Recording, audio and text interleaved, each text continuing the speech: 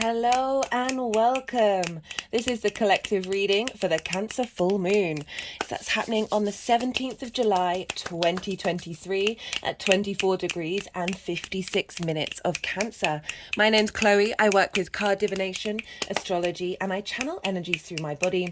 As you can see, my hands are moving around right now. This is independent of my conscious thought, bringing in energies from different dimensions to help us clear stuck energy, help us heal. My hands have just gone over my heart chakra, as well as open up portals to download messages to integrate our soul with our conscious mind. This is just one of the ways that I channel. I'm doing a collective reading on the Cancer new moon. What a beautiful, wonderful moon that we're entering into. New moons represent new beginnings. Okay, so this is when the sun and the moon are conjunct one another. This is when the light of the sun is fully embodying the darkness of the moon. When the moon is dark, it is when it's receptive, when it's drawing information into that unconscious space, our emotional space, our intuition, how we nourish ourselves, how we nourish others, how our needs are being met. And the sun is our conscious vision, this vitality, this direction, this light body, this very conscious space. And so this is a wonderful time to set new intentions wherever Cancer falls in your chart. I will be doing an all 12 signs video series for each of the signs and this Cancer new moon. So we've got this wonderful time where we seed intentions, whether they're conscious or not. They're still just cultivating, being in the body, embodying the space of Cancer during this time. We'll plant seeds to start the next 6-month cycle till we have the Cancer full moon. We're not going to have a Cancer full moon this year. It will be at the beginning of January next year. So now we're instigating something. This is where energy gets birthed into the energetic field, and then slowly we build on it, we build on it, we build on it. New moons are also a wonderful time to change your bed, get a fresh new energetic start on your bed linen, especially in the sign of Cancer, because this is ruled by the moon, where we dream, where we imagine, this space of rest that we have with the emotional body. Cancer is the first water sign. It is cardinal in nature. So this is when we have the summer solstice, when the sun moves into Cancer, instigating a new part of the season. Cardinal energy is very leadership orientated, being able to start things and get things going. And so we're instigating and beginning a new way of connecting to our emotions on a personal level, because Cancer is the first water sign, so it's how we connect on an individual level to our emotional state. Cancer can need safety and control. The moon often represents the home and the mother, as well as the people. The sun tends to represent the monarch or those in power. So this big connection to this sense of our emotional needs and our intuition are popping up around this new moon. Thank you all for being here. It's very much appreciated. I'm so aware of how precious our time and energy is. So it means a lot that you're sitting here and engaging in this collective reading. Thank you very much, new and returning viewers alike. So I will be pulling cards while talking about the astrology. As you can see, there are already some cards on the deck already. I pull cards from different decks to see what kind of overall message is coming through with the collective. I will bring these up when the energies call me to them. But it's just been a very nourishing, very soft, very loving energy that I felt come through, as well as this very deep intensity. And that is because it is opposing Pluto, which I will come up to. I will talk about in more detail later on in this reading. Some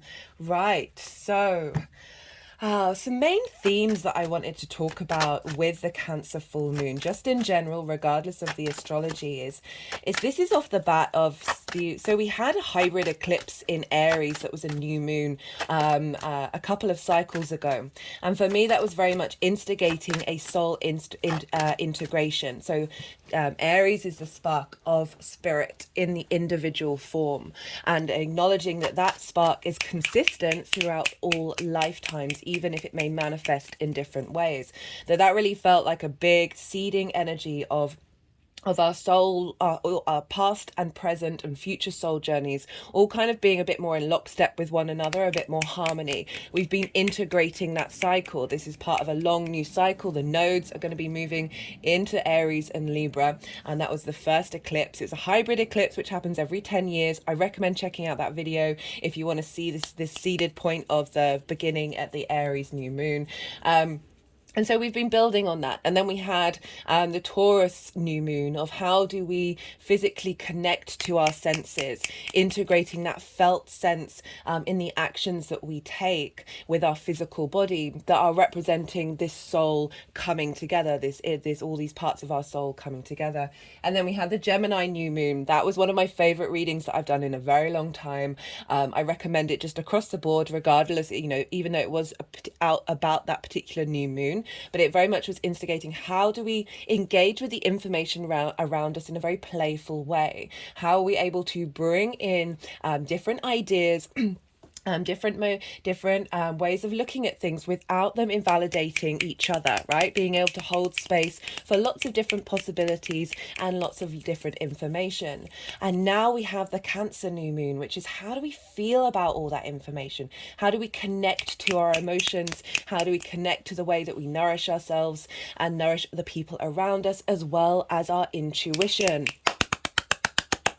So we've been building on these new moons, instigating a new part of our soul journey. Lots of karmic completion has been happening over the last couple of months where, I feel like we've had some big shifts, some big leaps. It doesn't mean that there aren't things coming up that will be completed and let go of, but we're definitely a big shift of energy has happened. And it feels like there's a little more ease and a little more lightness. This is certainly helped by Jupiter being in Taurus as well. So we're instigating a new emotional connection with one another and with our each individual space. Right, let me kickstart with the astrology. So we have this new moon where the moon and the sun are conjunct one another in the sign of Cancer. This is at the later degrees of Cancer at 24 degrees and 56 minutes, so nearly 25 degrees. So that kind of implies that it doesn't imply, the sun and the moon have moved through the majority of the Cancer degrees. And particularly with all these later degree new moons that we've been having, and that we will continue to have, the moon before the new moon is the balsamic phase, and this is when the moon is its truest, darkest phase. And so this is a time of transformation, of letting go, of integrating, of shedding our skin, of being comfortable in the darkness. So you may have had felt some things come up during this balsamic phase, connecting into how you feel that sense of security in your emotional space, and maybe you've been triggered in ways that have revealed blockages that you may have thought you've worked through, and now it's time to sort of surrender them and let them go and begin a new part of this journey. It's not a fresh new start altogether. It's obviously building on everything that we've already done in our lifetimes and those previous. So we've got them at the very later degrees of a Cancer. As I said, this is when our unconscious and conscious space are in lockstep with one another. They're seeding energetic transfer for the next 6 months, as well as up to the next full moon. And so the sun is imparting a lot of wisdom and clarity of how we connect to our emotional body, into our unconscious space, into the id. And then that bubbles up into how our ego responds to the real world around us. Speaking of the id and the ego, I've recently just finished a Saturn retrograde series, so they're just sort of tapping on the heart chakra. I've recently just done a series on Saturn retrograde in Pisces, and in part 5 I pulled some cards. I was talking about the id, the ego, and the super ego, because I wanted to sort of clarify that the ego kind of gets a lot of bad rap, and it's usually it's a mediator with the id and the super ego. So sometimes we can get distracted by the ego, and what we really want to do is get to the id, which is right in our unconscious space, which is very much highlighted by the moon. So how are our needs trying to express themselves? Where have our needs not been met? That means that then we have an unintegrated ego that's trying to seek out those needs in whatever destructive way possible. So it's always about sort of skipping the middleman and going to the root of the id. How are these unconscious needs is manifesting. And this is a great time to sit with that energy and sit with that sort of intention around this new moon. You don't have to have clear ideas of where you want to be headed and what you want to do. Perhaps maybe just cultivating space for the id to show itself, so you can understand what your trauma responses are, what your limiting beliefs are, that then get represented in the way that you walk in this outside world, in this reality, with the people around you, and how you work with that. So this is a wonderful time for setting those kind of intentions. And it's right. So because this is happening in the sign of Cancer, and the ruler of Cancer is the moon. And so the buck kind of stops there energetically in terms of what this moon, what the stronger influences that this moon has, right? So say this was the previous one in the sign of Gemini. Mercury rules Gemini. So we would then look to Mercury and where Mercury was as an influence on that moon. We don't have that here because the moon is in her own sign. So this is a very, very potent new moon. We obviously have them every year. And so this is a very primal energy, right? So not only is it the moon in her own sign, so she's governing the sun, and sort of really having a weight over that unconscious space. The back of my head just sort of fell back, as sort of like getting to the figurative idea of the depths of the brain and the depths of our emotional connection and unconscious space. Ooh, coming through. That this is really quite loud at this new moon. And it's even louder because one of the main aspects it's making, sorry, I'm just making sure that you can hear me. They're really tapping over that heart space around the throat. The cards that have been pulled that are on the table were very much connecting into the throat, and it really made me think about so in my personal journey of unraveling myself, essentially, and getting back to the truth of who I am, the self, which is the card that we've got here underneath all of those response mechanisms. It was like a re-remembering, but my singing voice used to be very tight. Sorry, I just had to pause for a second because something was stuck in my throat, ironically enough. My singing throat was sort of off key and tight, and it really felt like it couldn't get out unless I was in a choir and singing with the collective. And since on this journey of self-discovery, self-remembering, and being very mindful of my thoughts, emotions, and actions, and being in that observer state, and finding joy through it and all the channeling, that my throat has been, my singing voice has slowly been getting better and better and better. And I find myself humming and singing melodies that I would never have done before, and singing along to songs with confidence, even if I know it's not fully like the best thing in the world. That's not the point. But it's through that exploration of your own emotional body and releasing a lot of emotional stuck energy that's in the physical body, that you then free up your voice. The universe is vibration and frequencies as well as energy. Nikola Tesla said that if you want to look to the fundamentals, those are the three things, and then you're able to co-create in the universe. That the more that we get in alignment with our true frequency, our true song that we have to sing. We all have songs to sing. Everything has a song to sing. All your different emotions have a song to sing. And it's when we repress them and when we hide from them, that's when they bubble up and explode out into the collective. You know, I talk a lot about the inner work on this channel because the outer world is chaos in every single direction that we're looking. The weather's going crazy, food supplies are terrible, cost of living's going up because of war. The political structures seem to be out for themselves in a really obvious way, which, you know, obviously they always have been, but now it's just very, very, very loud and very rampant. We've got fears over AI. There's fear everywhere, and it's all the unintegrated emotional needs that we have not allowed to flow through us and sit with them. That's when they come out loud and proud in the collective. That the more you do the inner work, the more you understand yourself, the more that energy is then available to the collective. So Cancer, personal connection to emotion. So it's a very, very personal experience. Everyone's emotional responses are different. Yes, there are common denominators and themes, but you never know how somebody's feeling about something that you've said, something that you've done, and vice versa. We can't assume and make assumptions about what people are feeling, and you can't make assumptions about what you're feeling. The more we sit with our own emotional space, the more we can allow that emotion to talk to us. And often you find that it's not quite what you thought it was going to be. And you just allow it to speak its own song, right? Right, so let's get back to the fact that this moon is opposite Pluto in Capricorn.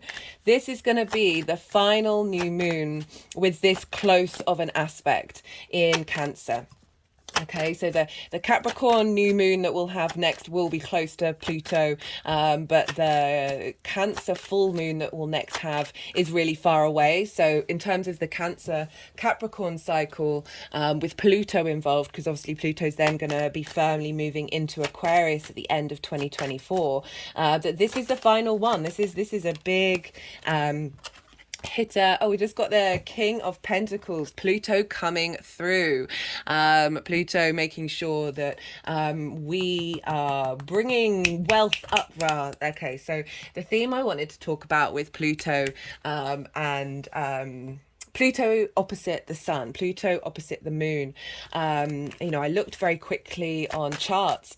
I wasn't clamping it down to Capricorn and Cancer, because obviously Pluto's only been in Capricorn for a short time in the last 200 years. So there aren't going to be that many examples. But overall, people who have the moon opposite Capricorn, very strong, independent energy, and being able to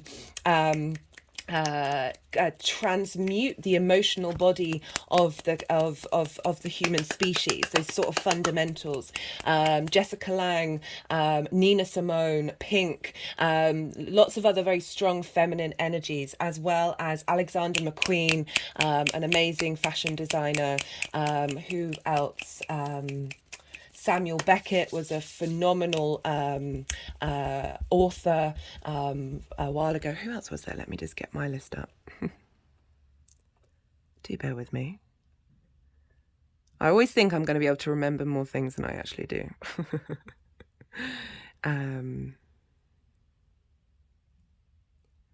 There's someone else who I can remember, but I'm going to read a poem of theirs, which I was called to do before I then looked at their chart, and they have moon opposite Pluto. Helen Mirren, Angelina Jolie, Burt Lancaster, Prince, John Lennon, George Lucas, very transformational energy, but like the sort of the ability to uncover that in the darkness. That was, Pluto is linked into the earth, where the ancestors pass into the earth, but also linked into like metals and gems that come up from the earth. Pluto has the capacity of digging up that which was hidden.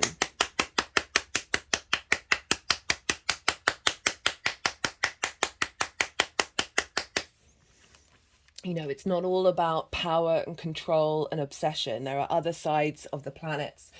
Yes, that can come in. There's so much I want to say about this one particular aspect. So, King of Pentacles. This is, Pluto's in Capricorn.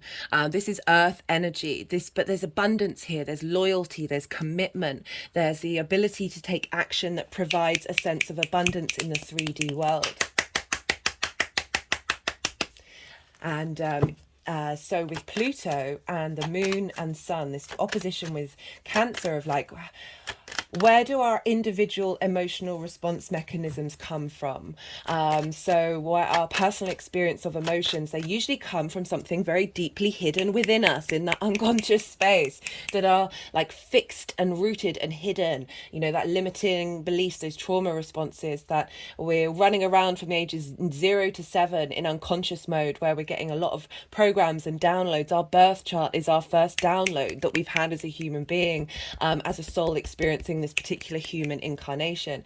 So there can be so this opposition with Pluto is about bringing a clarity and understanding to that sense of what has been having power over you, what has been having a sense of authority and intensity in the way that you express yourself emotionally. So this new moon is a great way of transmuting that energy, of allowing an energetic shift, of not letting it bind you, but actually turning it into riches that are being uncovered. So underneath that which is bound, that which is suppressed, we are then able to find the gold and the magic underneath us. So just very deep transformational healing energy with this new moon. Not being fearful of looking in the dark, not being shying away. Shying away from the cycle of life, death, and rebirth. Okay, so this acknowledgement that some things are going to be transmuted and let go of and transformed into the next part of the cycle. We've got this with the High Priestess wanting to come up. This is the Moon's card. This is about your intuition, right? So I talk a lot about how our intuition can get blocked by our trauma responses and our limiting beliefs. And so imagine that your intuition is coming from your creation energy, this root, this spark of spirit deep within you. And then things happen in your life. People say something happens, an action's taken, and it may have actually nothing to do with you, but you're at the 0 to 7, you're running around in subjective mode. And then when you're a teenager, all your hormones shift, and those are really fundamental years that all then impact our love language later on, how our needs are being met, what needs do we need to have met that weren't met when we were younger, or from past lives or ancestral lineage that we've held on to. That sort of that matriarchal lineal line. The moon is linked into the mother, and Eve, the matriarchal Eve that they found that all the human species all come back from, and this particular way of figuring out the strands of lineage come from the feminine part of I want to say DNA, but I don't think it's that. I think it's something else. Apologies, my biology isn't quite up to speed. But we've got the King of Pentacles, so Pluto over saying, hey, how can I take action to transform Capricorn legacy, collective legacy, the collective fears that we have, the collective limiting beliefs that have been imprinted on us in a personal way that can then get expressed by that our emotional response mechanism, right? So how can we dig up what may have been blocking you in order to transform that into abundance? And the High Priestess saying, sit within your own power, let things come towards you, having cleared out some limiting blocks and in the balsamic phase, having cleared out limiting blocks and frustrations, that now we're able, as I talked about, that intuition. So all those, imagine that intuition is trying to get out, but it's going through a labyrinth of your trauma responses and your limiting beliefs. So it can be partly right when it comes out, but there's a bit of a distortion there. And I really feel that this new moon especially with that High Priestess coming up, which is a phenomenal card of, she knows what she wants. She doesn't need to take action. It's just the things are drawn towards her. So a lot of our unconscious space, the frequency, we may not be conscious of it, but that is wow, okay, that is drawing towards us experiences and environments that are matching that our unmet needs, either by triggering us to realize whether they need to be met or not, or helping us work with them. That you know, that's why some stuff can, you think you've processed stuff, and then you're trying to manifest, and things keep going wrong. And well, a lot of that is because we've still got those deep rooted things right in the root of our unconscious space, that is kind of blocking that intuition, that there's a frequency of the intuition that we this is a beautiful new reboot. There's a lot else going on with this moon of why this has a lot of weight to it during this time.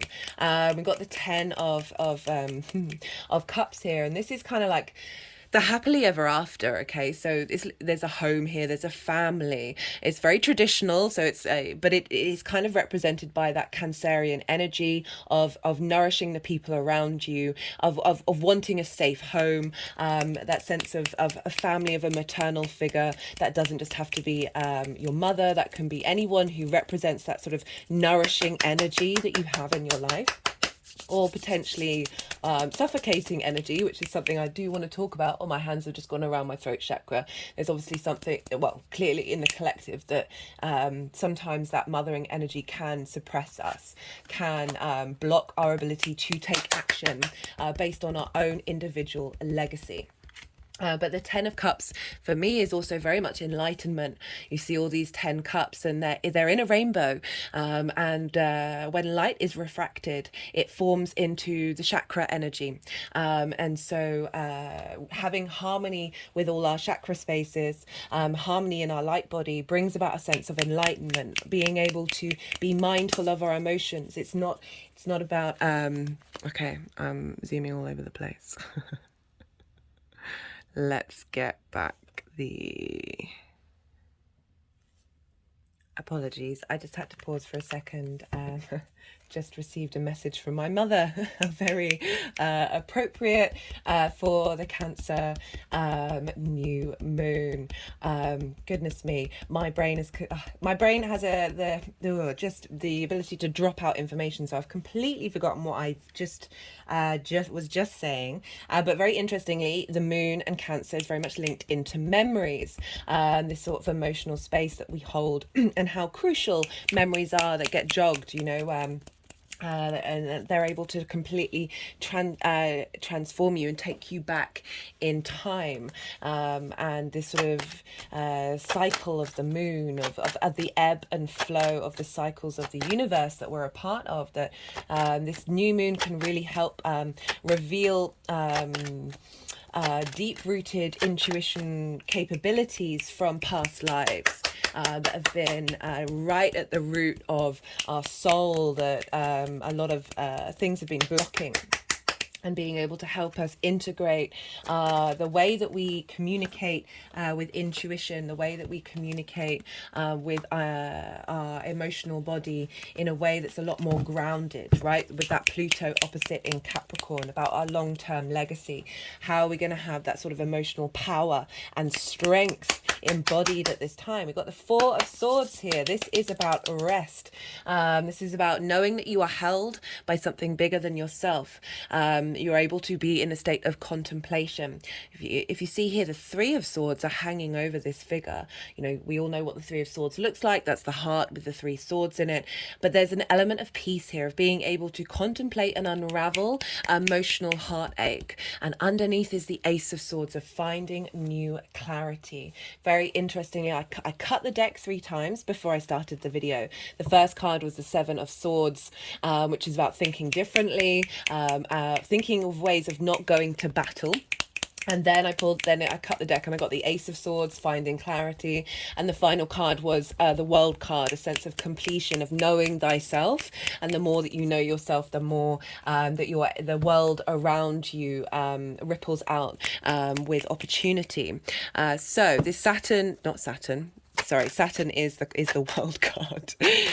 So this Pluto, Sun and Moon opposition, finding balance between our own internal magnetism, our own internal power, that is in coming into harmony with our intuition. So really, and it's in Capricorn, so it's collective legacy.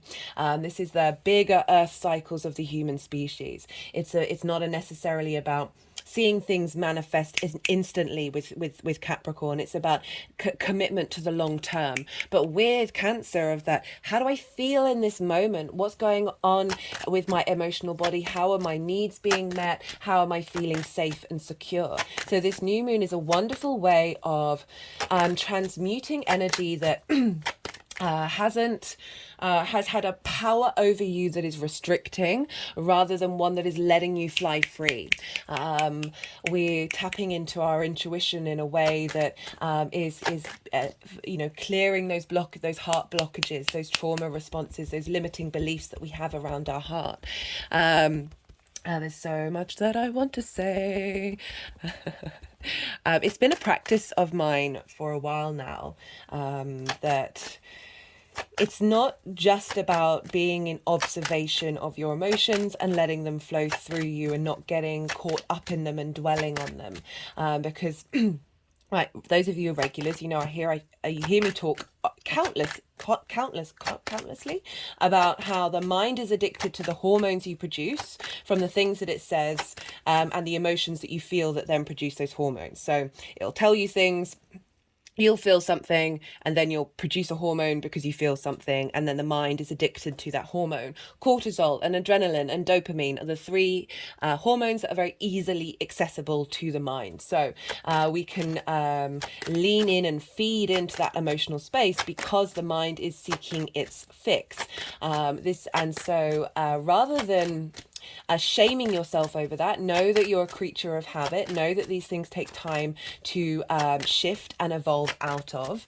That by being mindful of your emotions, being an observation of them, not shaming or blaming them, and letting them flow through you, rather than really connecting on a and really, rather than like feeding that energy, can help navigate emotional responses that are actually don't matter to you in the long term. This isn't about denying emotions. Emotions are an incredibly powerful thing. My hand has just gone over my heart chakra. It's about being very comfortable with both. So you're feeling something that maybe you're feeling disappointment or frustrated that you're not getting the needs that you give out to other people, you're not getting that back, and there can be a sense of resentment, there can be a sense of frustration that can actually make you feel a bit icky, and you're like, well, I don't actually want to feel like this, but you're in that space. Sit with that emotion, with those uncomfortable emotions, let them be. Hear what song they have to sing. It's making me think of dream therapy. So in dream therapy, across the board, they say if you have a repeating nightmare, with each repeating situation, try to turn around and face the monster that's chasing you, whatever that may be, because that will be when a part of your id, your unconscious primal space, reveals to you a situation or a need that isn't being met or needs to be healed, that is causing you to respond in certain ways. So it's actually about facing that fear or sitting with that emotion, and allowing it to speak its truth and sing its song to you. Allow it to be able to feel that emotion has been seen, even if it's a difficult one. And that's just about a mindful practice. Another part of my practice is if there's part of me that's not necessarily feeling like that emotion is to do with me, or that's something I was like, oh, I thought I'd worked on that, why am I now feeling that again, is to laugh at the multitude of possibilities of who you are. I find the more that I unpack myself, it doesn't mean that these things don't go away, it doesn't mean that the emotions go away, you haven't completely shifted everything, but they're still all there. They're just not as loud as they need to be, because they're now in harmony with one another. Even in all their difference and all that discourse, it's part of the human experience for us to be here and feel emotions and cry and laugh and through that anxiety. So I've been having a fair amount of anxiety situations crop up where my whole body is just like ridden with anxiety. And now I just say, hi, how you doing? And try to feel like how exhilarating that sensation is, rather than being in fear of it, rather than rejecting it. I'm like, oh, this is just a fascinating and enjoyable experience, rather than linking it to uh, that sense of not being in control, or feeling that there's lots of things going wrong, or that you're triggered by something. Just really sitting and being at peace with it. I find the more that I do that, the more that you're able to just be at peace, even if those difficult emotions are showing up. And it's not about shaming those emotions or hiding from them. They're still there, but they're not, and they can still be very loud, but it's not necessarily that they're taking you over, right? This is a sense of feeling that you're being held by something bigger than yourself. They're in a church, this sense of connecting to the oneness, to the creator energy, that there's such a warmth and loving energy with that yes, there are things that are going to go wrong. Yes, there are things that your emotions are going to get really big and swayed, and you might want to cry, weep, scream, shout, rage. All of these things, they are part of this human condition. They are part of us signing up for this human experience as the universe in individual form. And the more that we separate and try and reject these things, the more that they just come back louder and louder and louder, and they shake us off from that sense of peace that we have within us, that blocks our ability to see the joy in whatever experience that it is that we're having, and well, not necessarily even joy, but certainly an ease with whatever is happening. So we've got this ability to transform the legacy, root, foundation, collective energy of the earth, of Capricorn, of that dedication, devotion, putting in the hard work, the nurturing energy of Capricorn as well. With the nurturing energy of the moon and the sun at the moment, of setting those intentions of being able to do some deep emotional healing, that is serving not only us but the collective as well.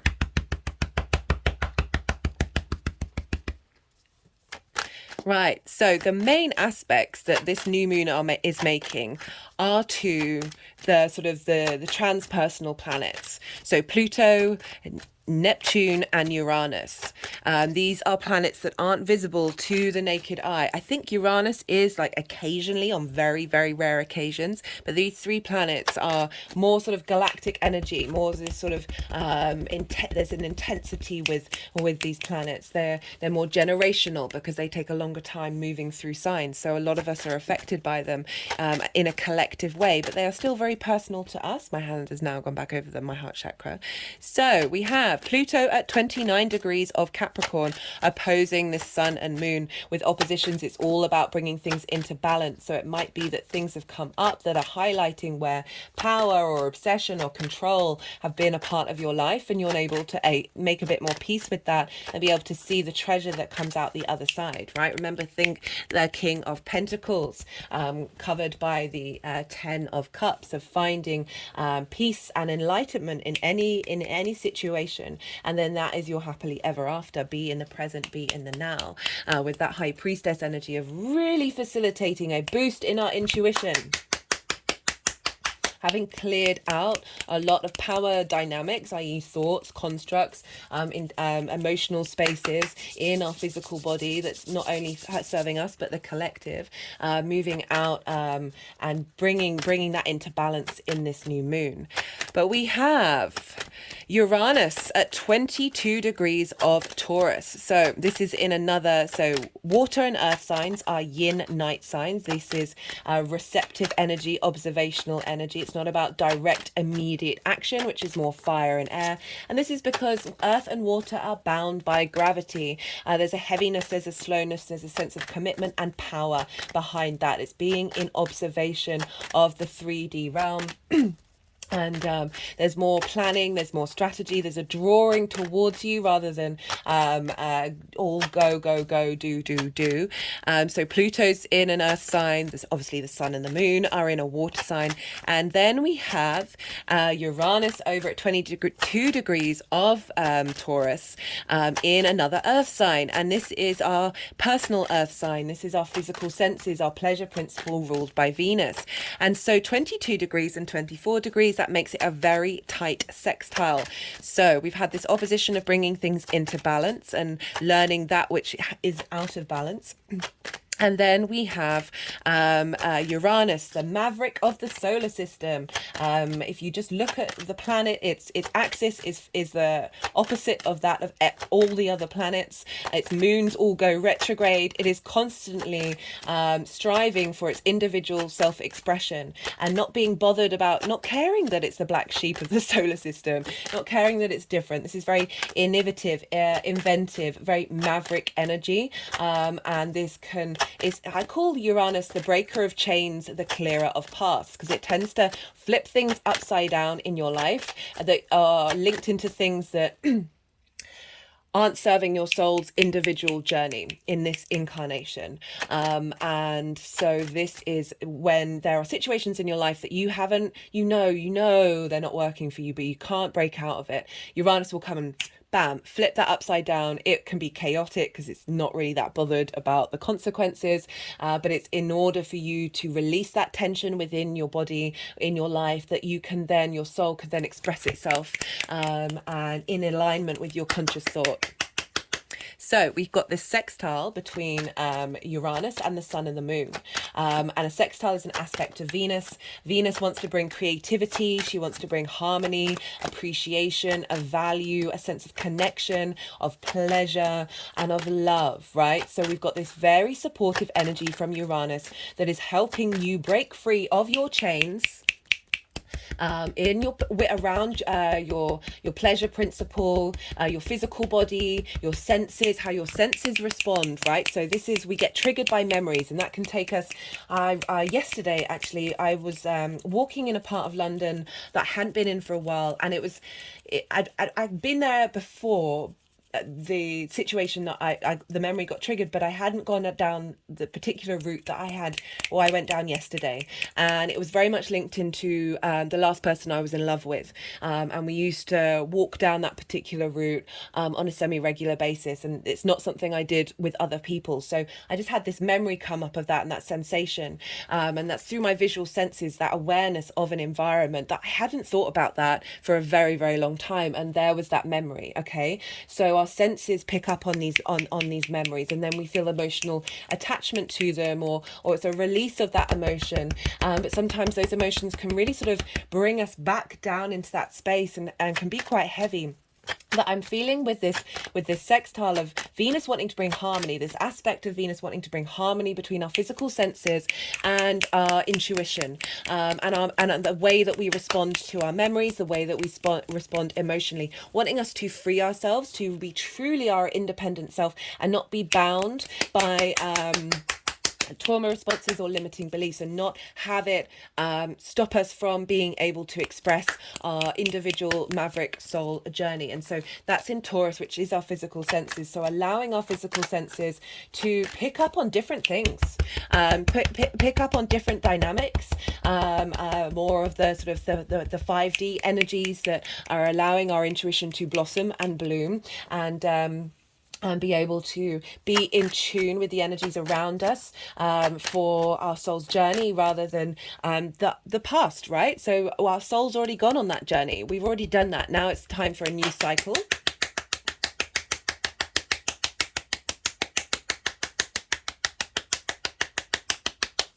Oh, I like that one.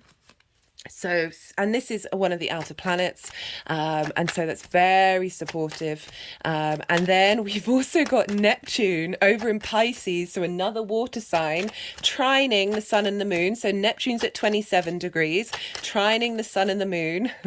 So much water and earth being a very crucial part of this new moon. And Neptune is the mystic, is the martyr, is the ability to tap into all the dimensions, all the realities, all the time frames, that pure creator energy, that boundlessness of possibilities, the quantum field of engagement with absolutely anything, very idealistic energy, but it's retrograde, right? So I've pulled cards for the Neptune retrograde in the Capricorn full moon, if you want to go check that out, and essentially across the board for all of the signs, there was a lot of sword energy coming up, a lot of clarity energy coming up for that Neptune retrograde, of us being able to see clearly, and be able to bring different realities into our bodies, into the way that we operate.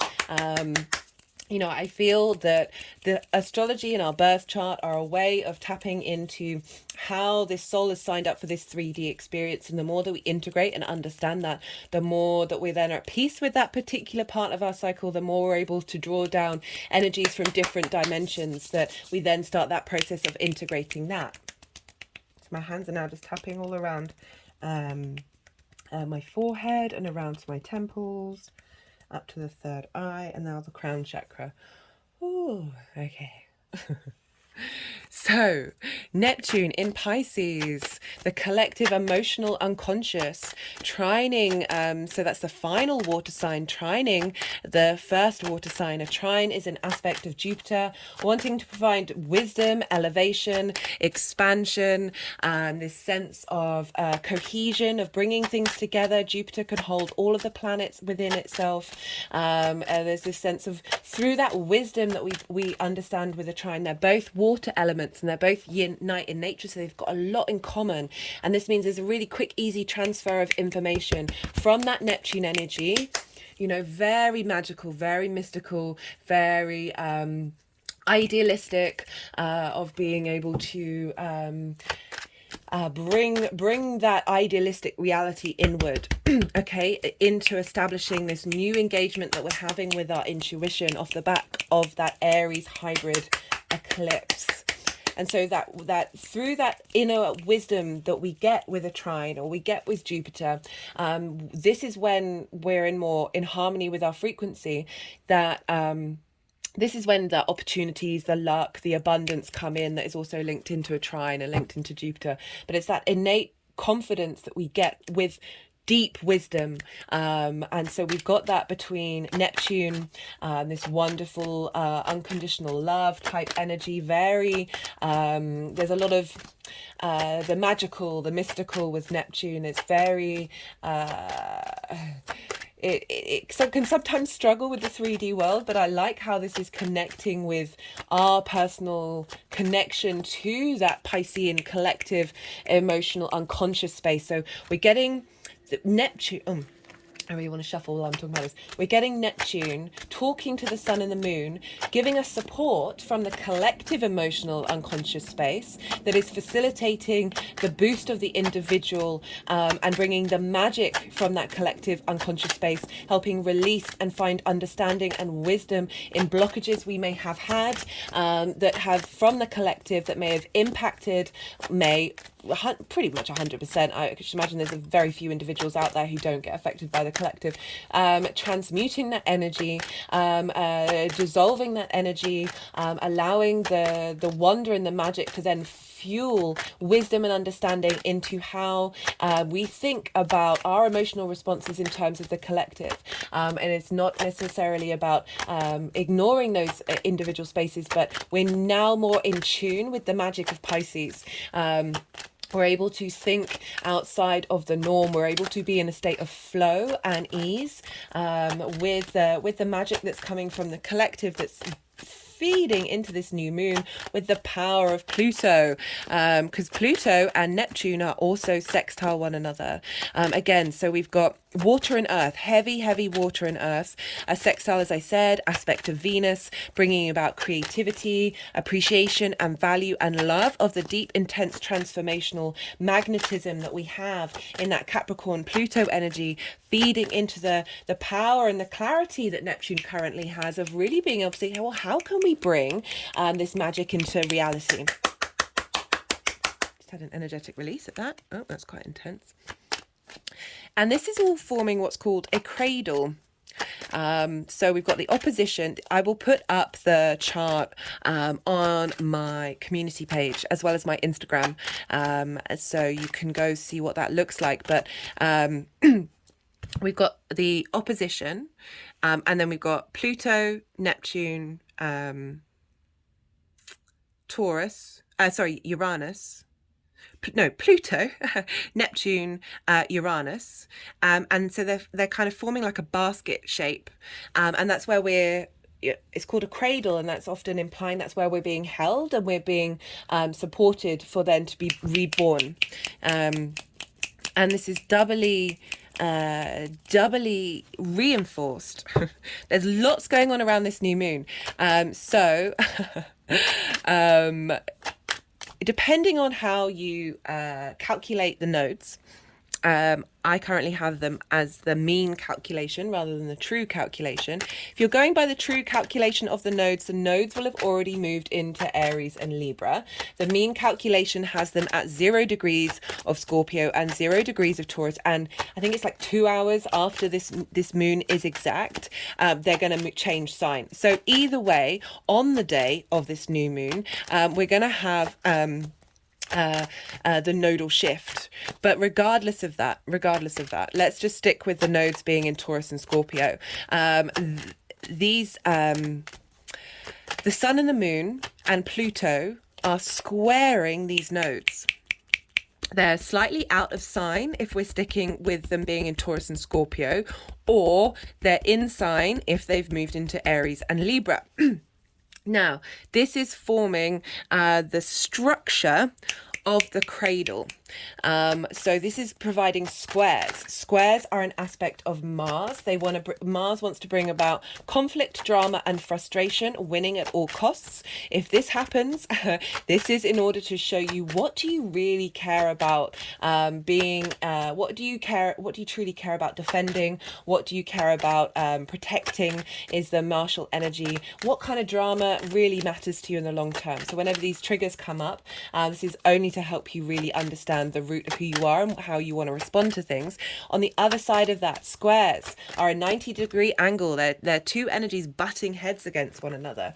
And this is the other flip side of this is powerful manifestation energy, because this is friction. We need friction for this 3D linear time frame of the universe that we are currently very consciously aware that we're in. We need friction in order for it to exist. So this is big manifestation energy between the sun and the moon squaring the north and south node, and Pluto squaring the north and south node. So the fixed point of this at the root of the cradle is the north node in Taurus. Where are we headed? What are we striving for in terms of the individual's physical pleasure, right? So feeling safe and secure, and enjoying the 3D senses of our physical body in the future, right? Right at this potent energy of 0 degrees of Taurus. So this is we've got the sun and the moon squaring and Pluto squaring, and it's making me think how this shift that we're going to have of the nodes moving into Aries and Libra means whenever we have moons in Capricorn and Cancer, this makes for a square after the eclipses will be in Aries, the eclipses will be in Libra, but whenever we have moons in Cancer and Capricorn, so the next part of the cycle that this new moon is instigating just before, that's when things tend to show up quite loudly. The new moons in Aquarius and Leo over the last 18 months were very, very potent. Again, that square energy, it's things coming into manifestation. And so this new moon is starting a new cycle of our ability to have understanding and intuition and emotional stability and peace and security in even if the world outside is crazy, of being able to understand what these eclipses are about and getting a bit more intuition about it, and being able to understand how these are going to show up in our life as well. So that's really powerful, the fact that this new moon is in engagement with the nodes, and so this is really highlighting what have we let go of in Scorpio, what have we purified and transformed in that fixed emotional space, so those core root emotional responses, and this new moon is saying, okay, everything that we've learned from this eclipse cycle and we'll still learn, we're now instigating it and feeding it into this new moon and being able to break down some of those core emotional responses that remember, Cancer energy is cardinal, so it's instigating a new cycle. It's being supported by Neptune in a mutable sign, so really allowing us to having understood and released those fixed core emotional responses in Scorpio with the South Node. Neptune facilitating our ability to be mutable, to be changed, to adapt to our new dynamic. Love it. Absolutely love it. What else did I want to say? So they're the kind of really big hitters.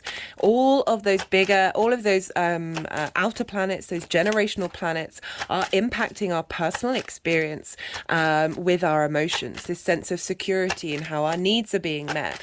It could, this is a very maternal energy with Cancer, and other things that are going to be happening around after this new moon. So the nodes are going to change signs. That's going to be a big deal. That's marking the end of a cycle. And instigating a new 18-month cycle. We also, on the 20th, so a couple of days after this new moon, Mars is going to oppose Saturn. This is going to be at 5 degrees. Or is it 6 degrees? Bear with me. Yeah, 6 degrees. Apologies. It's going to oppose Saturn at 6 degrees on the 20th of July. I think I'm going to pull cards for that in All 12 Signs video series, because that marks the first sort of opposition that we have with Saturn in a bigger cycle. Do check out the Saturn in a retrograde transit video. Venus, 2 days after that, so on the 22nd or 23rd, depending on where you live, Venus is going to go retrograde. This is a big... Hello, Jupiter. I was just about to say, this is a massive transit for us all, a shift in time, a reevaluation of our sense of value and our pleasure principle is coming up. So there's a lot going on this week that is impacting so it's just after the new moon. So all of these things are happening after the new moon. So all of this energy is being seeded into this new cycle.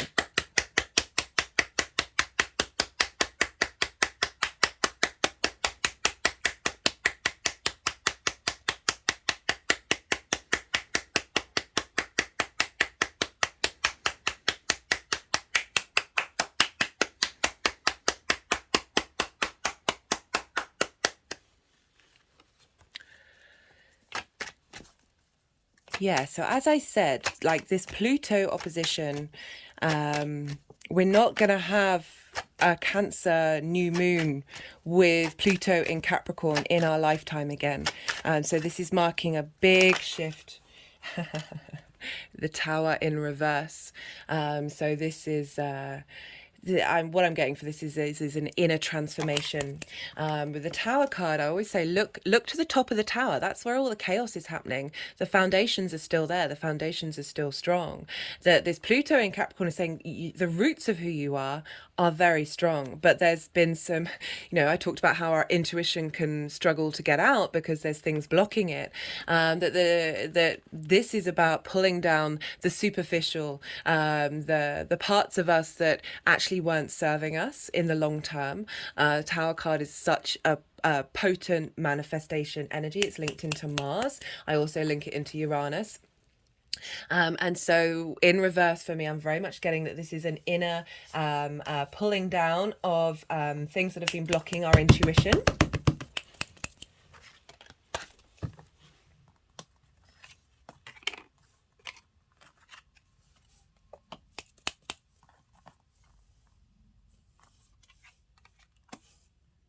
The wheel is changing in that dynamic. The Wheel of Fortune is about our fates, the wheel going upright. It's a Jupiter card, so there's this sense of good things coming our way in terms of how we connect to our emotion, our intuition, how do we be in our inner power, and still be able to appreciate those emotions without letting them bind us, without letting them have dominion over who we are.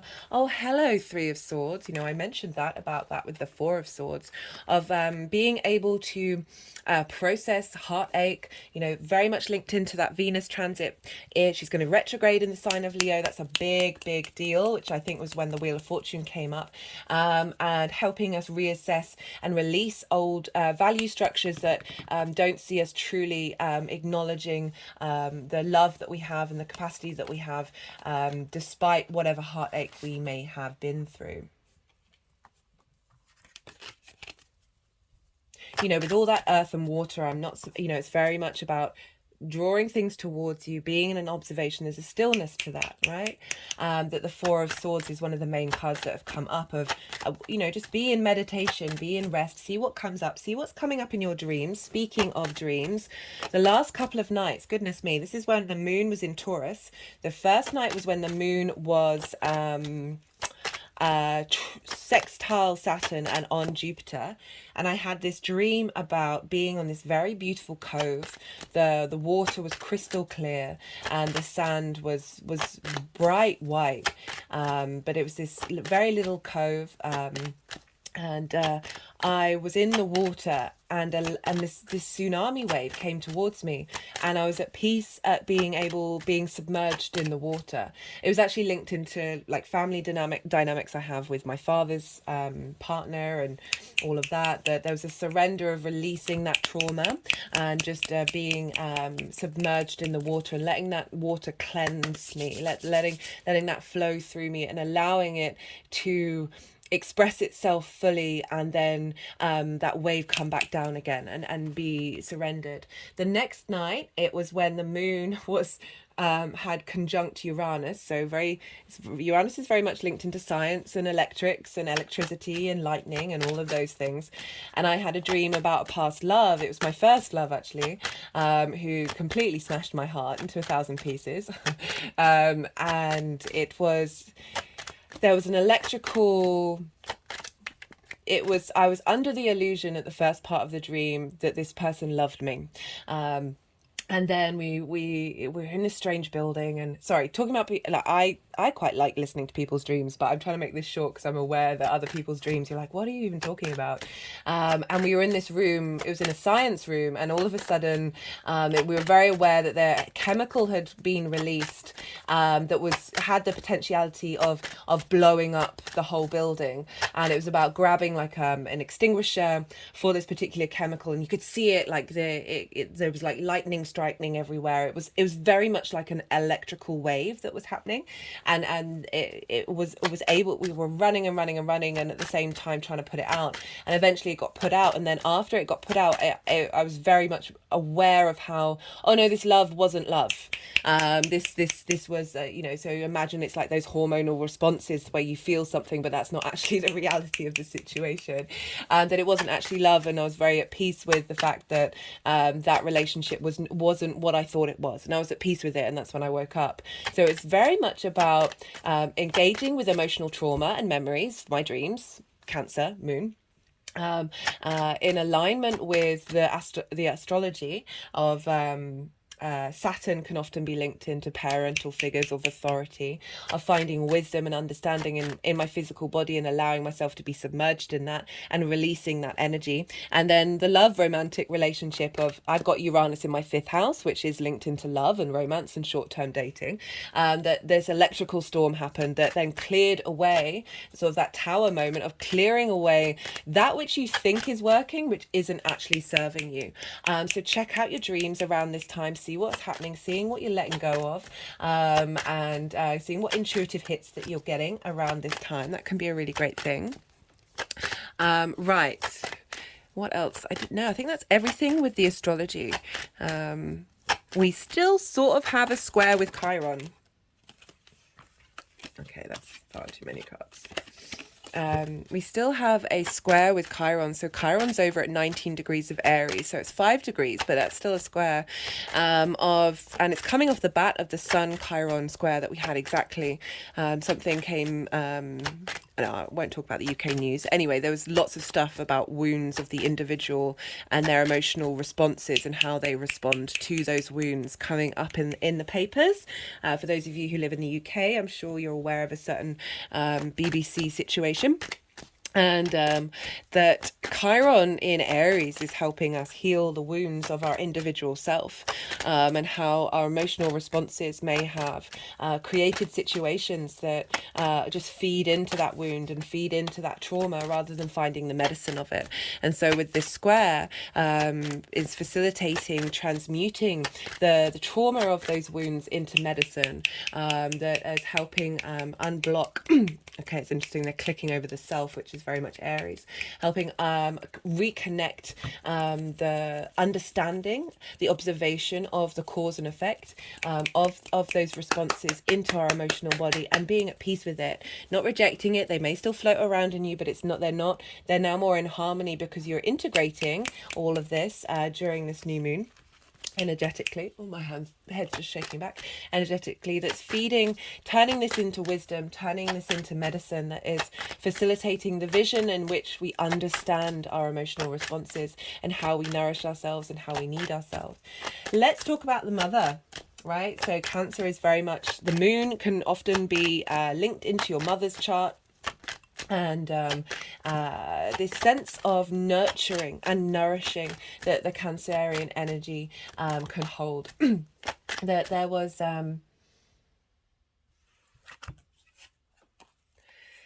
so one of the people who have the moon opposite Pluto is this person, the prophet. Well, that's I really recommend the animation if you can find it. Actually, it's really difficult to find, which is ridiculous because it's one of the most beautiful animations and messages that I've ever seen.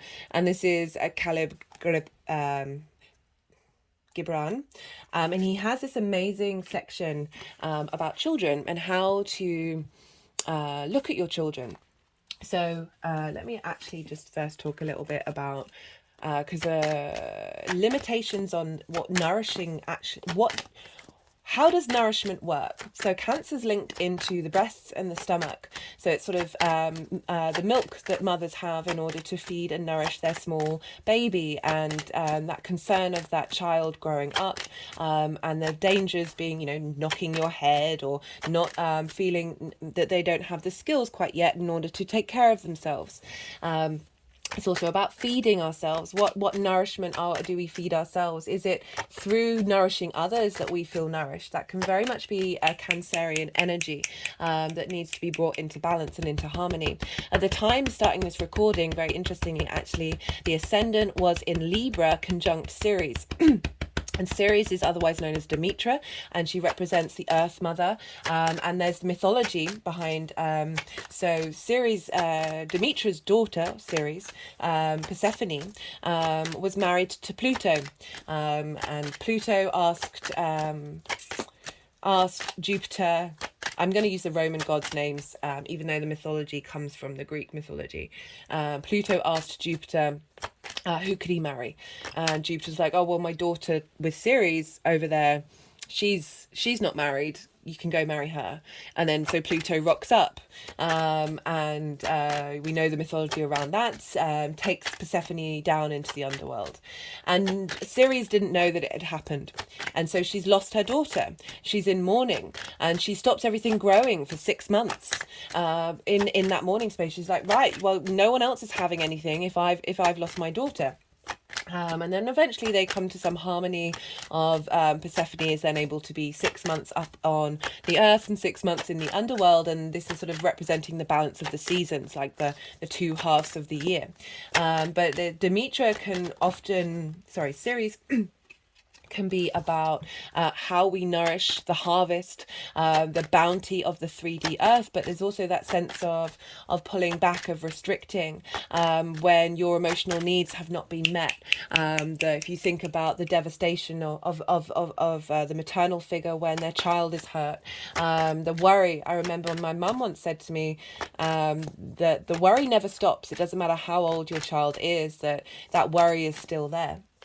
And so there's this, it's quite hard for the maternal instinct to realize that their child is now being walking out in the world and is capable of doing what they need to do. And there can be that sense of mothering that might have negative connotations, where it can almost lead on the suffocating of wanting to facilitate the needs of your child, because their formative years, that's all you did, right? That's all you did. And this isn't gender specific. It's any figure. I mean, it kind of is in terms of the breast milk, because that is obviously a key part of the but not everybody breast milk. It's not everyone uses breast milk.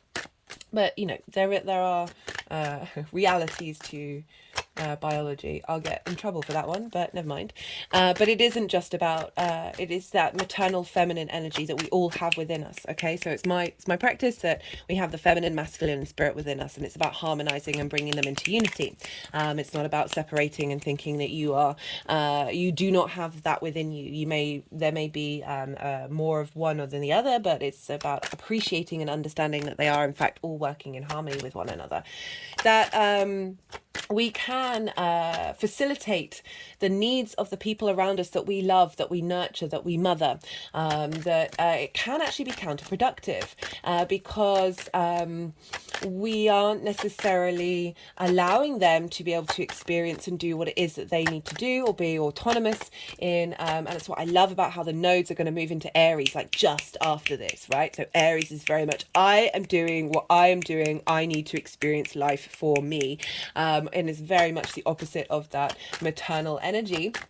And that, I mean, it doesn't, that's a vast simplification of the Aries energy, but on a very primal level, Aries is ruled by Mars. You know, it's very fiery energy, and wanting to express itself, express its passions on an individual basis. That sometimes the mothering can feel very limiting. That worry, that fear, that is then spread into you. You then are aware that your parental figures are worrying, and you feel like you've got to restrict yourself, or that they've got certain ideas of what they need from you in life, or they want you to feel safe and secure, so they may push you down a certain route because that's gonna tick a lot of boxes. They can worry about whether you're in a partner or not, or whether you're emotional stable, and that sense of worry and that fear can actually not facilitate the growth of the individual.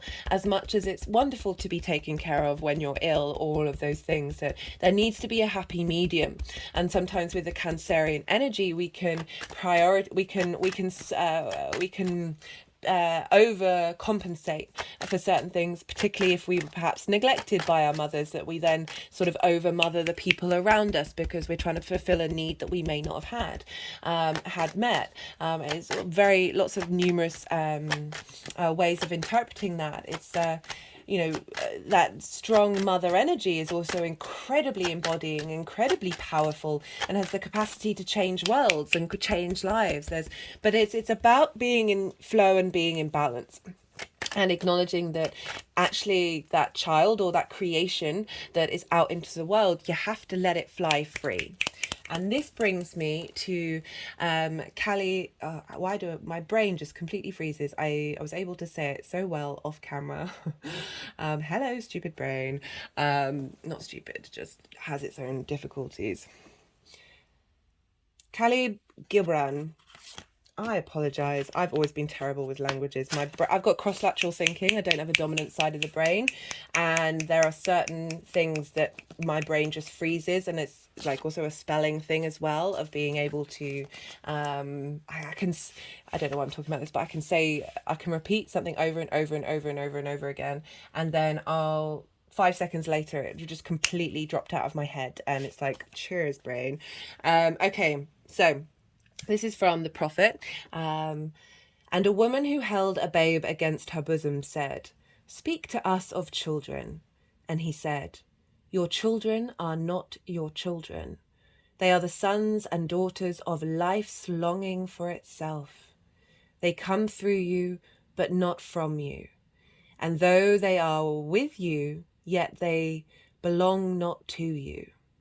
You may give them your love, but not your thoughts, for they have their own thoughts.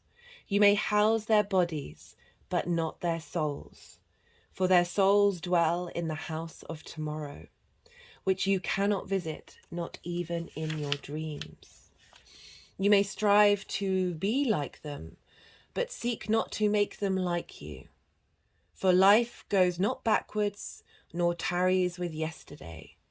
You are the bows from which your children as living arrows are sent forth. The archer seeks the mark upon the path of the infinite, and he bends you with his might, that his arrows may go swift and far. Very interestingly, he has a lot of stuff in Sagittarius. Let me just get his chart up. Yeah, his ascendant and his moon. So his moon and his Venus are all in Sagittarius, and he's talking about the archer when he's talking about love and the mother and how to mother. It's so hilarious when astrology is very loud and very proud. Okay, the archer seeks the mark upon the path of the infinite, and he bends you with his might, that his arrows may go swift and far. Let your bending in the archer's hand be for gladness, for even as he loves the arrow that flies, so he loves also the bow that is stable. I just thought that was such a beautiful thing. I'll probably type it out, or I'll take a picture of it and put it on the collective reading. But this idea of, yes, you are bringing something into being, but that being isn't yours. It is part of you, but it also is not you, of setting that free. And what was that phrase about gladness? Let your bending in the archer's hand be for gladness. So that release of the arrow, that all you're putting out there is of gladness, of goodwill, rather than fear. Okay, rather than, and this is not just about children in your life. This is about your friends. This is about co-workers. This is about any project that you have, that you put out in the world. They can act as your children. It's about releasing expectations, releasing assumptions. Had a big energetic release at that, and it's the same around your emotions, particularly around your emotions, around what you're expecting from your manifestation, about your intuition, just being in that state of the now and being very playful, supportive, but also a cheerleader, allowing to find, I've got the laughing Buddha here. I always like to keep the laughing Buddha here, is because the acknowledgement that life is messy, there is sorrow, that's a fact, but it's how we engage with it and how we move with it. It's not about not sitting with that grief, not sitting with that heartbreak and acknowledging the reality of that situation, but then how do you then move through that? Do you hold on to it? Are you like Pluto in that obsession of keeping that deep within you and letting it govern everything that you do? Or is this about finding enlightenment in every moment, in order to then, through those actions, through that transformation of that intense, magnetic, deep pain or frustration, that wound of, if you've, that grief, that love, that heartbreak, of how do you then transform it into abundance, of like enjoying that experience and then letting it go and being at peace with yourself.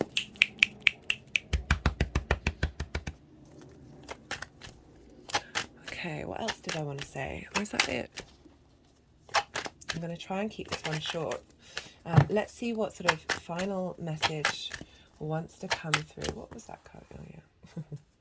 Wants to come through for this new moon. So regardless of whether you have any intentions that you want to set, oh my goodness. See, I was sitting with this energy and I was like, this just feels really nice. This feels really, there's just a lot of flow here. And then I looked and I was like, well, it's opposite Pluto. Like, that should be really intense and really like power struggles kicking off. Potentially we're going to see that in the big outer world, but that's that's that, isn't it? That all these cards are really saying there's a transformation happening where we feel supported and we're able to feel good. We're able to feel good no matter what's happening. So this is the six, not the six, the 9 of Cups. Look how confident this person is, right? So this is the wish fulfillment, the genie in the bottle. What are your wishes? Your intuition, right? This is why I focus on the inner work. The more we pull that back, like your higher self has a lot more understanding of what's going on in the vast tapestry of this play that we're in than we may consciously be aware of. The more that you peel that all back and get to the roots and foundations, the core principles, the more that you're in alignment with your higher self's wishes, right? That this going over, so this is about the wish fulfillment, but it also, I always say, act as if all those cups are full. Act as if all your wishes have come full. How does that feel? Have a spring in your step, laugh, just smile, like fake it till you make it sometimes. Of being, allowing that knowledge that your higher self, your intuition is drawing what it is that your soul has signed up for towards you. The more that you integrate, the more that you walk with your own integrity, the less lessons that need to get thrown in your direction.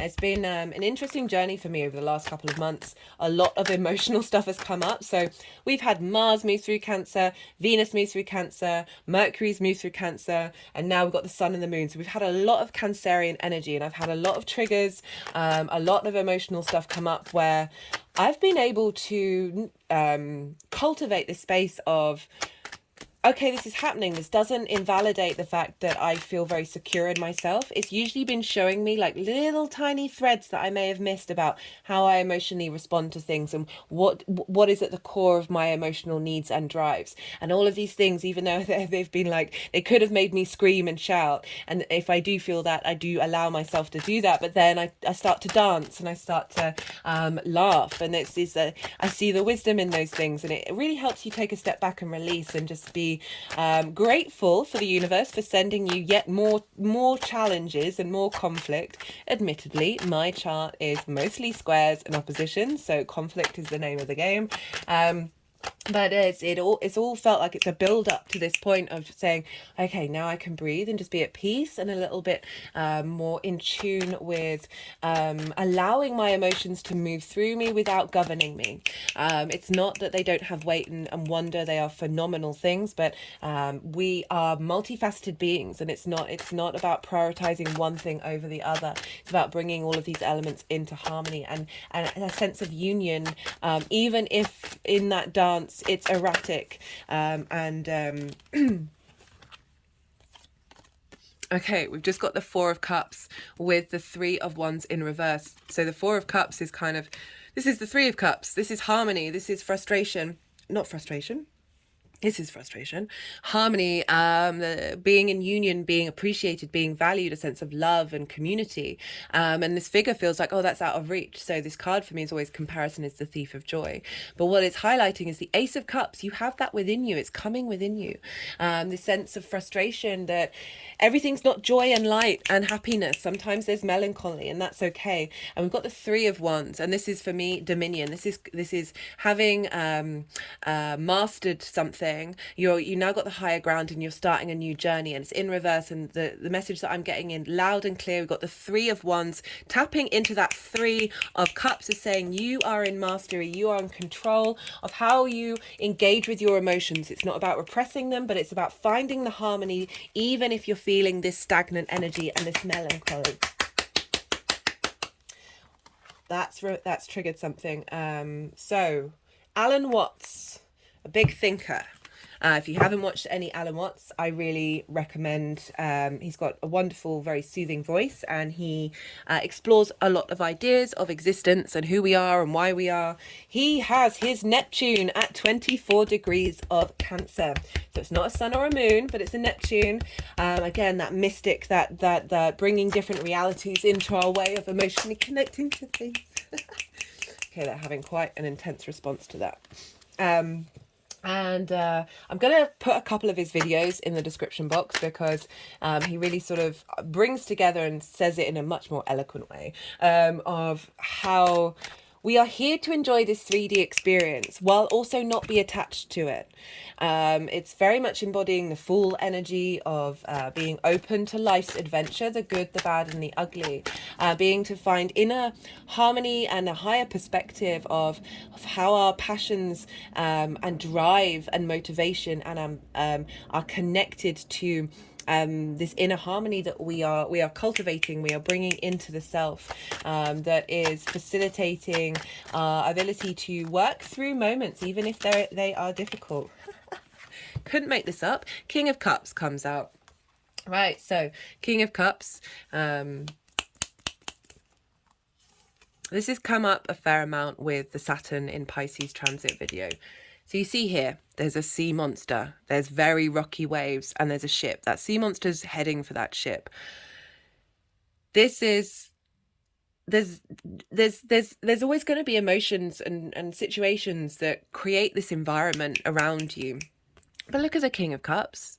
It's just sitting on a piece of stone in the middle of the ocean, on a really heavy stone, yet isn't sinking, still stable, still able to be in a sense of command and authority, with their emotional responses, with their emotional, and through that our imagination and our creativity and our intuition comes into full fruition.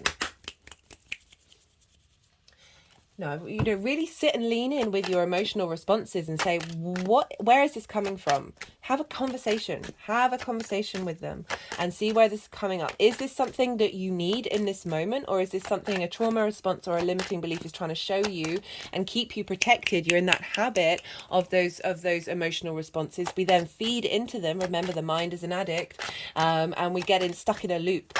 And this is about cardinal energy. We are instigating a new paradigm. We are breaking free of the bonds that have of power that have held us back over many cycles, over many lifetimes, over many our ancestors, our lineage. Remember, Pluto represents that cycle of life, death and rebirth, very much connected to the ancestors in Capricorn, right? Collective earth sign.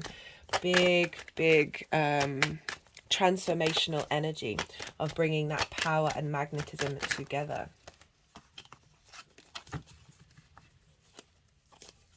Okay, they're putting the deck down. This spread has been just beautiful. Okay, so we've got a fair amount of cards.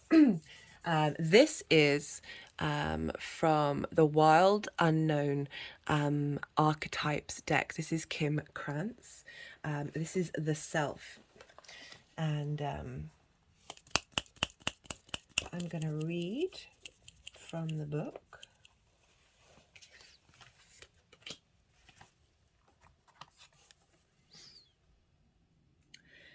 The Self, the soul, the witness, the watcher. The Self is the prism that allows the spectrum of our personalities to radiate. It does not judge, prohibit, suppress, or oppress any of its parts, as it lovingly knows that all aspects have a time and a place, and leads us to experience the full breadth of life's offerings. The Self is central abiding container. The Self is the central abiding container, the awareness of the infinite universe of possibilities. When this card appears, it is a call to step back in, to witness consciousness, to observe yourself navigating the world. Ask yourself, am I the stew or am I the chef? In most situations, our ego draws us into the cauldron where we swirl, spin, and smolder in chaos. Yet the Self is a graceful culinary dancer. Love that there's a chef, there's a food reference in terms of Cancer and food. It's the stomach, and the breast, and then, you know, the feeding of and the feeding to. Yet the Self is a graceful culinary dancer, watching, waiting, observing as the spectrum of ingredients become the flavor of our life.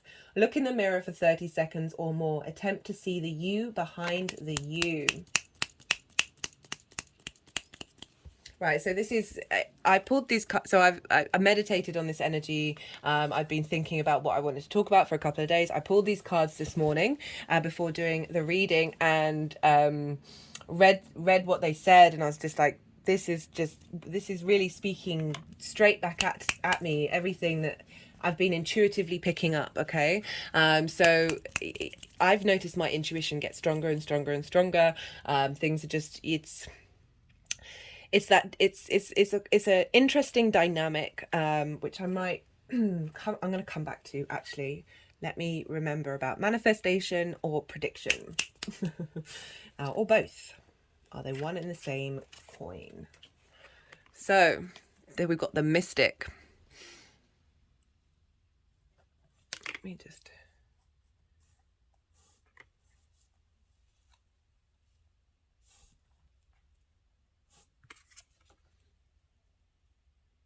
We've got the Mystic. The seeker, the light worker, the dreamer. The mystic is often misunderstood in our culture, depicted as a wandering or light-hearted daydreamer. Yet the Shiva, the true mystic, plays a critical role in society, remaining fearlessly dedicated to the path of transformation. Pluto, very much about transformation. In order to save the earth from darkness, Shiva swallows the poison of the world and holds it in his throat, slowly transmuting the liquid into nectar. This is the work of the mystic. So allowing that poison to be transformed, that which is that which pulls us apart, turning into the light. This is the work of the mystic. They do not fear darkness, but rather sit in the presence of it, harness the potential and latent energy behind it, and embed it with light. They are patient and prudent change makers, seeking growth above all else. Unanswerable questions are the mystic's lifeblood. The mystic reveals in the mystery, in the great riddle of life, dancing with the forces of light and dark upon its wings. Now I'm getting a combination of both Pluto and Neptune with that, of really, Neptune in the sign of Pisces, that mutable energy of appreciating the shadow and the light in terms of our emotional body, and how we have the capacity of transmuting our pain into light, of releasing the collective energy from Pluto and transforming that in our individual form. The human body has the capacity, the human being has the capacity to break the cycles. Remover of darkness, visionary, ageless.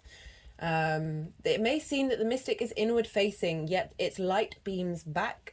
Its light beams back to the world with the strength of 1,000 stars. Yeah, so super powerful energy there.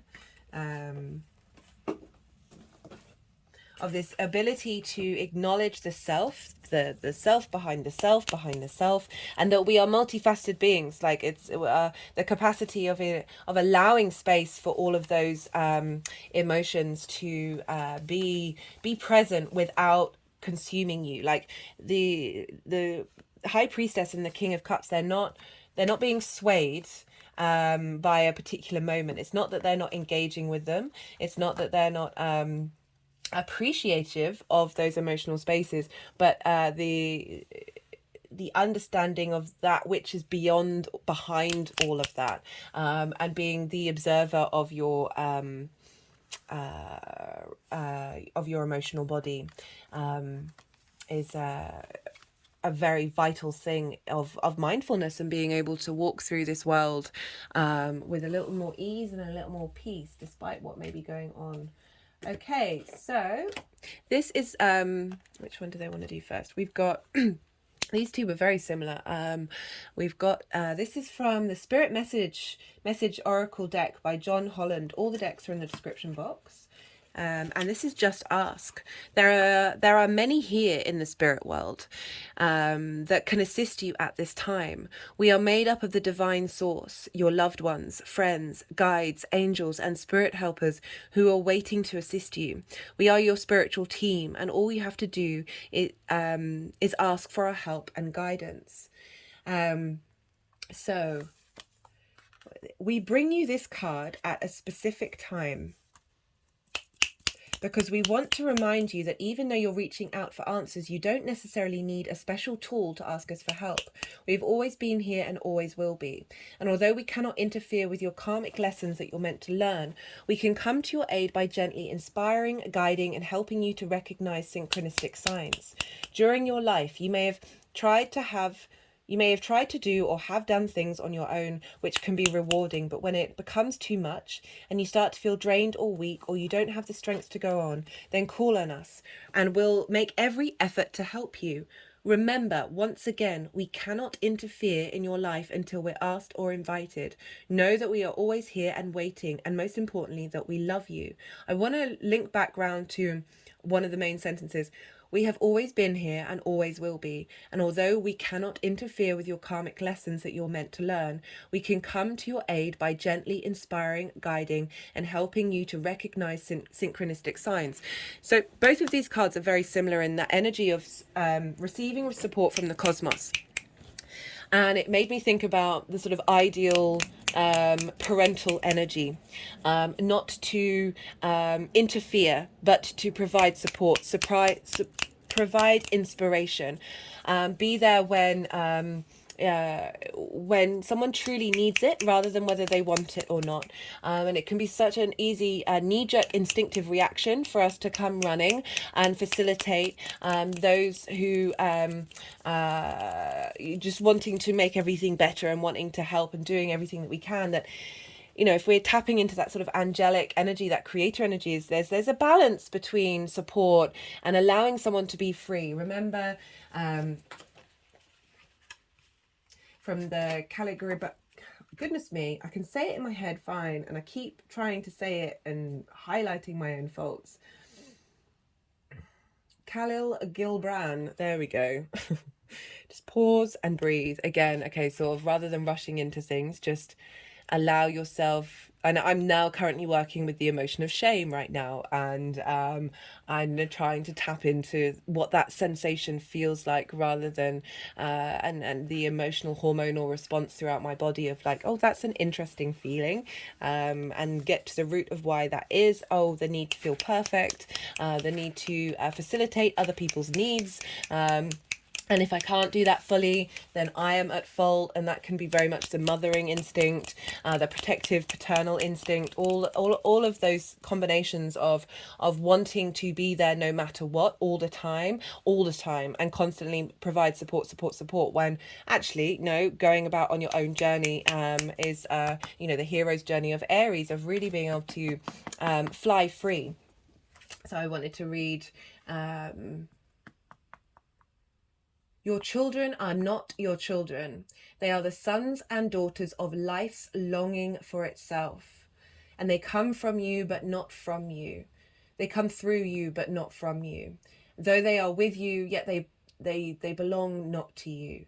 You may give them your love, but not your thoughts. So not trying to dictate, not trying to smother and have expectations and assumptions. But there's this understanding of, but you're still there. The universe is still there. The creator energy is still there. The support of the angels is still there. But there has to be an element of co-creation and an acknowledgement of independence. Okay, so this is the Seraphim's gateway. Goodness me. Voice activation, angelic attunement, divine support. So we've got this sense around the throat and blockages, that Shiva swallowing the poison, of us going through this, because the final card is that, well, not the final card is the threshold of going through this emotional journey, where very clearly that the cosmos is saying, we're holding you. We're holding you during this, through this transformation, through this reboot, that we are there for you. We're helping you on this journey that you're already on, that you've already instigated. And it's okay to ask for help. There it will be provided through support and inspiration, in order for you to then feel nourished, in order to get up and go and do the things that you need to do, rather than things being done for you. You are blessed to receive the light of the seraphim. Know that these beings of infinite light are singing your name in the heavens to unlock the power of your own voice. Angelic support surrounds you, so helping someone be able to be them, rather than a mirror or a repetition of what it is that you think they need to be, but giving them the tools in order for them to explore their own ability to thrive and speak their song and their truth.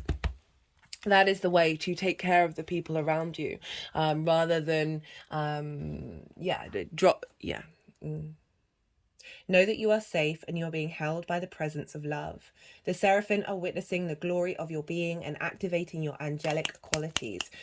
You care deeply about the welfare of the planet and all her beings. In fact, you are hoping to make a great difference in the world. And the reason for this is you are carrying angelic light. Let it shine on the world around you. There was something else I wanted to read about that.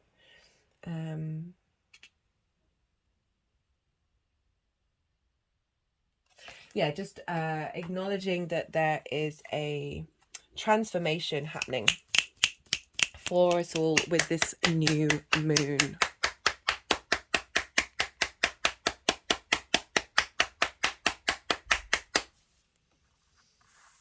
Okay, cards, 2 more cards. We have the Dance card.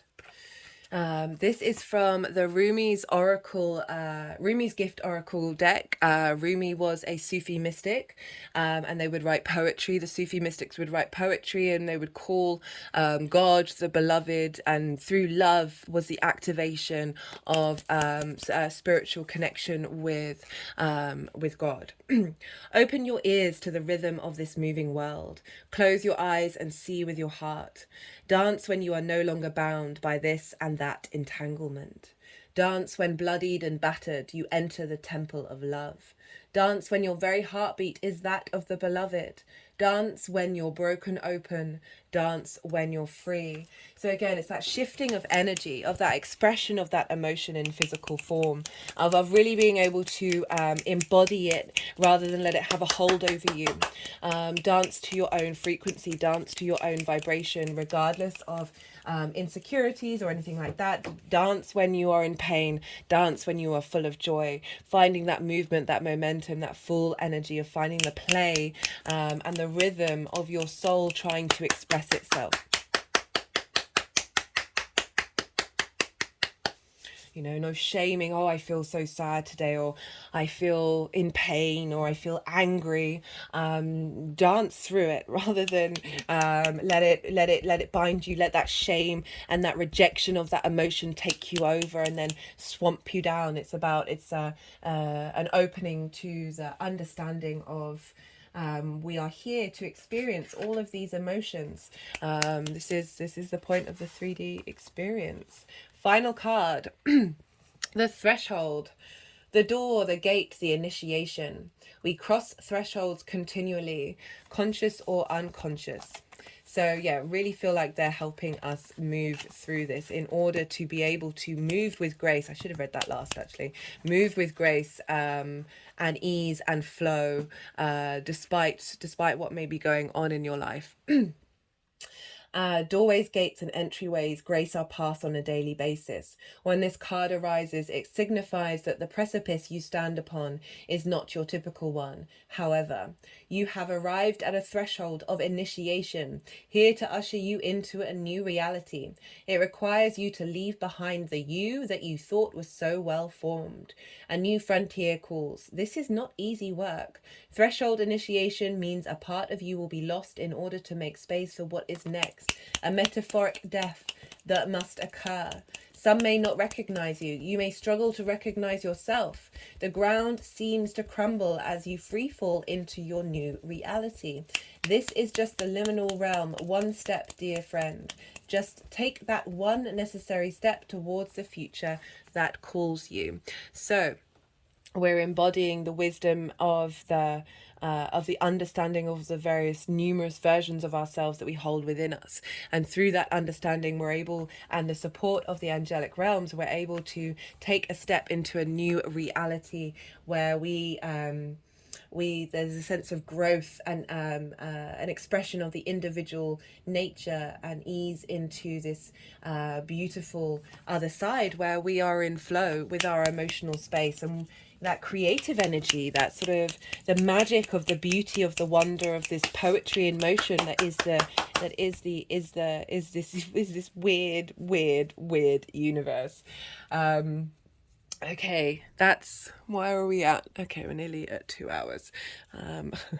I do try and keep these short. Let me just pull a card. This is from the numerology deck. Let's see what wants to come through for this Cancer new moon.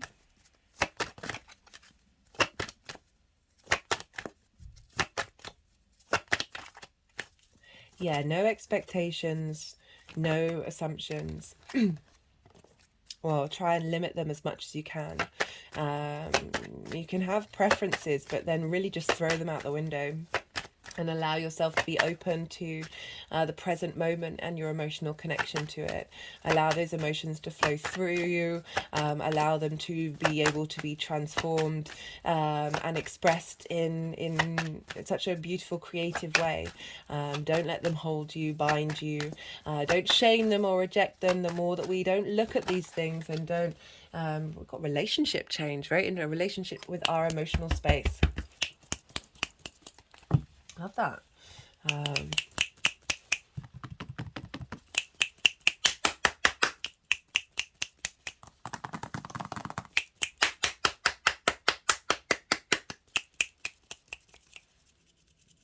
Yeah, there's this combination with the throat chakra being activated, and our ability for the song that all our souls have to sing, all our emotions have to sing, and being in more flow and more harmony with that, and being able to take action rather than getting swamped down by the weight of those emotions, and this feeling that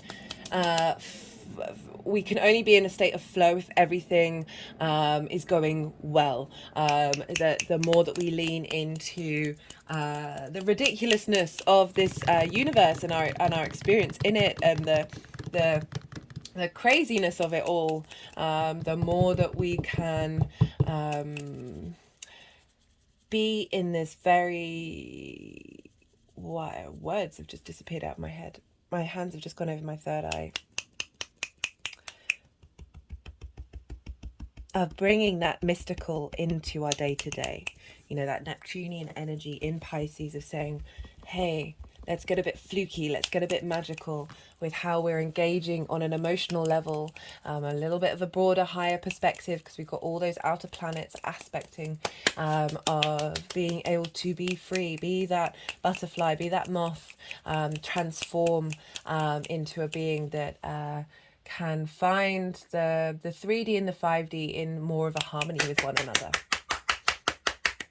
Okay, I'm going to leave it at that. Thank you all for being here. What an absolute pleasure. I really enjoyed that reading, even though there weren't as many cards as there has been in previous readings. They've got a very, very succinct message of through our... you just see all these beautiful cards through tapping into that high priestess and really embodying it and finding wisdom in the way that our intuition comes, navigates through our physical form. You know, the King of Pentacles is also Taurus, where Jupiter is, of really being able to understand the physical responses that we have, finding enlightenment with things, and then through that we're able to take action and instigate a new grounded emotional dynamic that we have with the way that we nourish ourselves, the way we need our needs to be met, this sense of safety and security, rather than seeking that from our environment and the outside world, of knowing that we are always surrounded by angelic light. We are always surrounded by however you want a divine source,